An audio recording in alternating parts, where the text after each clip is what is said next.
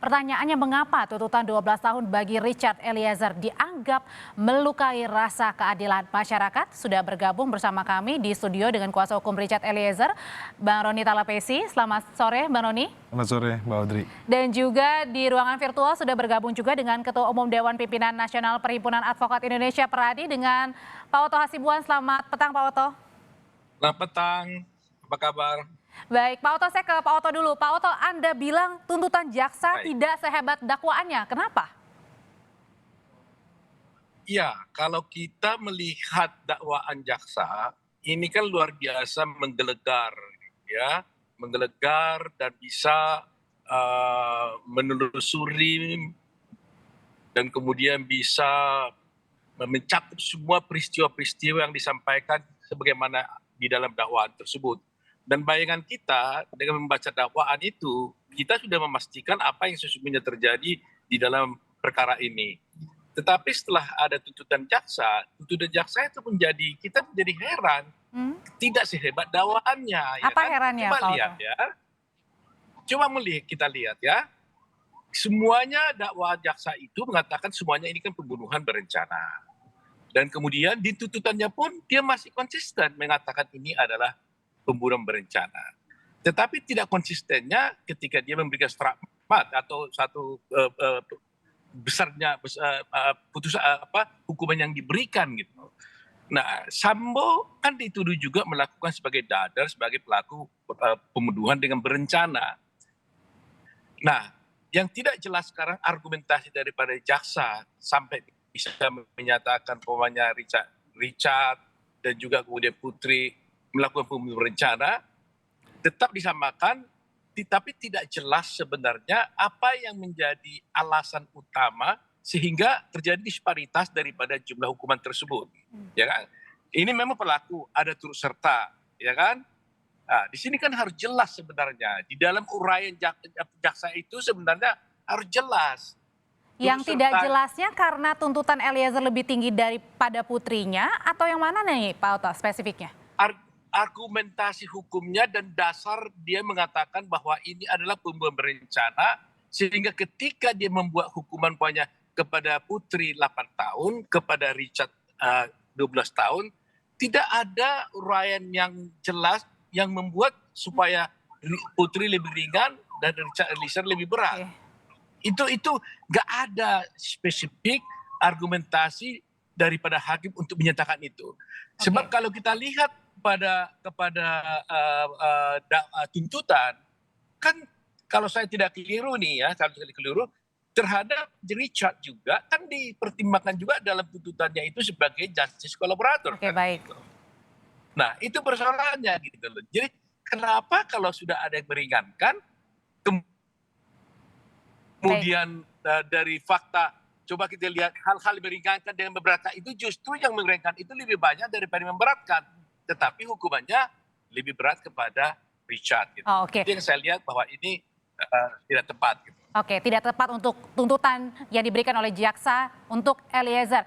Bang Roni, kalau di visual ini kan memperlihatkan sekali ya, Richard menangis, memeluk Bang Roni juga. Apa sih yang disampaikan waktu itu sama Richard untuk Bang Roni? Iya Mbak Audrey, karena waktu persidangan kemarin kan kaget ya. Richard kaget, kemudian kami juga tim penasihat hukum kaget karena persidangan sebelumnya kan kita sudah melihat dan mendengar bahwa tuntutan untuk terdakwa lainnya 8 tahun. Di mana terdakwa yang lainnya ini kalau di persidangan kan kelihatan mereka berbelit-belit, kemudian dugaan berbohong, kemudian tidak konsisten. Tapi di mana tuntutan Richard Eliezer, tuntutannya lebih tinggi dari terdakwa yang lain, itu membuat kami kaget. Dan juga ini hal yang berat buat Richard Eliezer, Mbak Audrey. Kenapa? Karena dia masih punya harapan ke depannya, kemudian dia adalah tulang punggung keluarga. Dia berpikir bagaimana saya ke depannya. Tentunya ini kan berat ya. Kita juga lihat bagaimana keluarga juga merasakan bahwa ini kalau Richard ini ke depannya seperti apa kan mereka masih belum tahu gitu. Dan sejak awal dalam persidangan kemarin tuntutan, Richard seperti berdoa ya? Iya, setiap persidangan Mbak Audrey selalu berdoa. Selalu berdoa dan itu memang ajaran dari orang tua ya. Untuk selalu bergantung kepada Tuhan. Waktu itu mungkin yang dibilang Bang Roni atau dikuatkan oleh Bang Roni, apa sih Bang waktu itu? Apa tenang Chat, pasti kamu nggak akan lebih lama kok tuntutannya atau Saya sampaikan bahwa perjuangan belum selesai, kamu tidak boleh bersedih, kamu harus hadapi ini, kamu ucapkan terima kasih kepada jaksa, tersenyum kepada publik, jadi tidak usah bersedih bahwa ini perjuangan belum selesai. Kita akan melakukan pledoi dan nanti ada replik, duplik dan juga akan putusan. Kita berharap kepada majelis hakim bahwa proses persidangan sudah berjalan lancar, majelis hakim memimpin secara bijak, transparan, terbuka, dan kami berharap pada majelis hakim akan memberikan putusan yang seadil-adilnya. Oke, ada kecewaan dari kuasa hukum, Pak Oto, ada juga kecewaan dari masyarakat, ada dari pihak keluarga, bahkan terdakwa. Tapi dari Kejaksaan Agung bilang kalau ada yang kecewa terhadap tuntutan itu biasa aja kok. Pak Oto. Oh, ya tentunya itu biasa menurut mereka kan. Ini kan persoalan biasa atau tidak biasa. Kita harus menampilkan suatu peradilan yang fair dan baik. Menuntut orang itu harus berdasar, ya kan? Ya, kalau bicara soal kekuasaan, dia berkuasa. Tapi kan kekuasaan itu harus dilaksanakan dengan baik dan adil, gitu ya. Nah, yang saya tidak persoalkan umpamanya kalau sebagai seorang lawyer, saya kan seorang pengacara, tentunya saya happy saja kalau umpamanya seorang pengacara berhasil membuat tuntutannya lebih rendah. Katakanlah untuk Putri dapat 8 tahun, ya bagi pengacara itu oke. Yang saya persoalkan itu bukan supaya Putrinya kenapa dapat 8 tahun. Yang saya persoalkan itu kenapa si Richardnya ini menjadi 12 tahun. Oke. Kan itu persoalannya. Jadi terkesan dalam masyarakat seakan-akan karena dia membongkar suatu kejahatan sehingga dikasih suatu punishment lebih besar. Nah ini loh.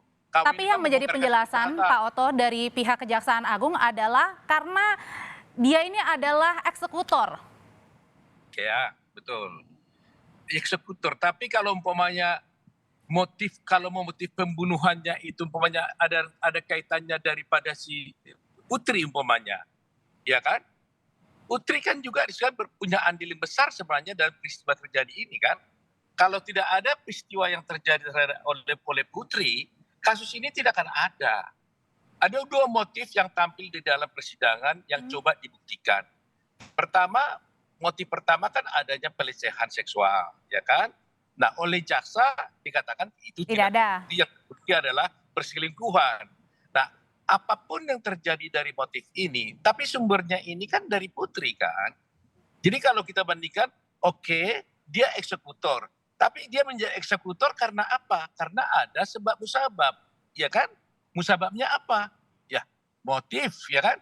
Motifnya apa? Ya, perselingkuhan. Jadi usulnya kembali kepada Putri juga kan gitu. Jadi kita melihatnya di situ gitu loh. Siapakah sebenarnya yang paling berbahaya dalam suatu peristiwa pembuatan pidana? Perencananya, yang memicunya atau yang melakukannya? Ini kan harus dikaji secara seimbang gitu loh. Kalau berarti menurut Pak Oto sendiri yang menjadi pemicu harusnya lebih banyak tuntutannya daripada hanya yang menjadi harus menjadi pertimbangan juga gitu loh. Jadi tidak langsung kepada si eksekutornya. Nah, ini mengeksekusi karena apa? Kan itu persoalannya kan. Richard dia kan mengaku mengeksekusi dan itu harus menjadi faktor yang meringankan karena dia mengaku. Kedua, dia juga adalah menjadi justice collaborator. Itu adalah hal yang meringankan. Nah, kalau peran justice collaborator tidak lagi menjadi pertimbangan, nanti di dalam persidangan di kemudian hari, orang tidak akan mau menjadi justice collaborator. Kenapa? Karena nggak ada gunanya, kan gitu. Nah, ini harus juga menjadi pertimbangan daripada jaksa, gitu loh.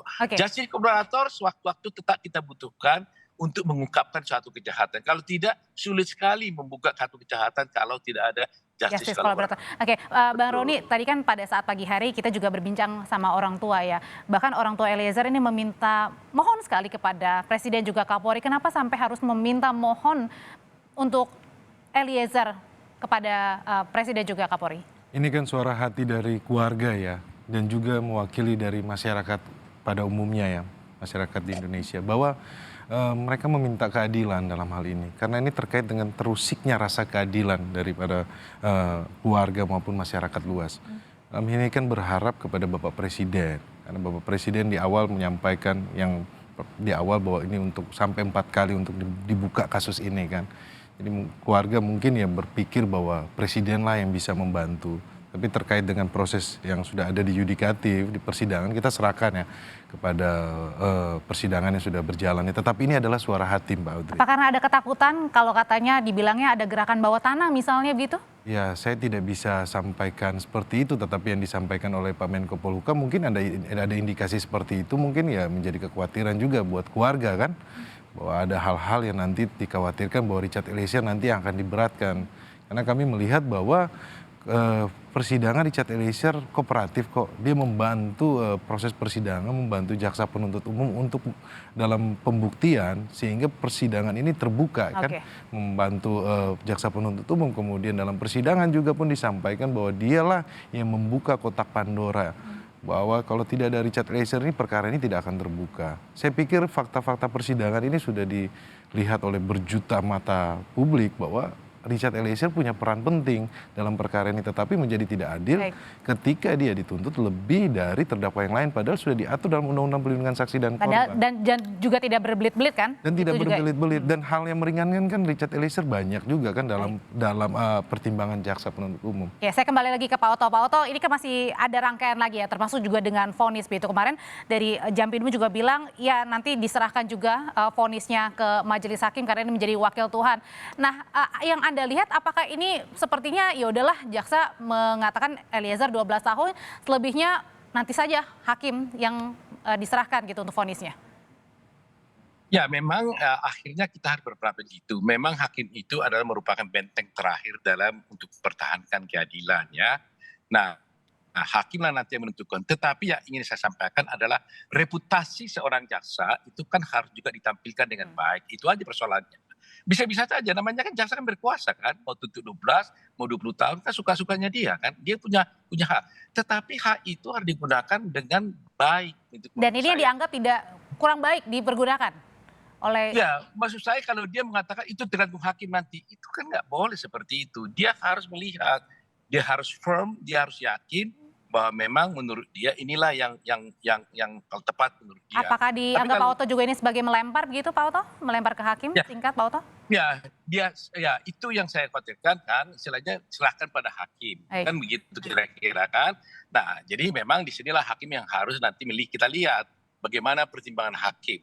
Karena bagi saya yang penting bahwa ini sama-sama dituduhkan suatu pembunuhan berencana, ya kan? Nah, kalau bicara memang secara kalau melihat konsistensi daripada tuntutan, kalau namanya pembunuhan berencana itu kan harus tetap berada di ranah yang tiga itu kan. Ada pidana mati, ada pidana seumur hidup, ada pidana 20 tahun. Nah, ini kan berubah di luar itu kan.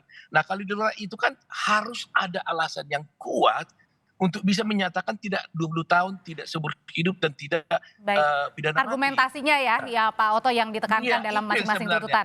Baik, terima kasih Pak Oto. Bagi saya di situ. Baik, terima kasih Pak Oto Hasibuan. Terakhir Bang Roni, minggu depan hanya butuh satu minggu saja ya untuk pleidoy yang sudah disiapkan dari tim. Ya Mbak Drik, bahwa sikap konsisten dari Richard Eliezer ini pun diikut sertakan dalam tim penasihat hukum. Kami menunjukkan sikap kooperatif ya, sesuai dengan asas peradilan cepat, murah, sederhana. Dalam proses awal kita sudah sampaikan tidak eksepsi, langsung pembuktian saja. Dan kemudian di dalam hal mengusun pleidoy juga kami meminta waktu 1 minggu supaya proses ini semua berjalannya cepat. Oke, dan sudah siap 1 minggu untuk di depan. Terima kasih kuasa hukum Richard Eliezer, Bang Roni Talapesi, dan juga sudah bergabung melalui virtual dengan Ketua Umum Dewan Pimpinan Nasional Peradi, Bang Oto Hasibuan sudah bergabung. Terima kasih, sehat selalu Bapak-Bapak.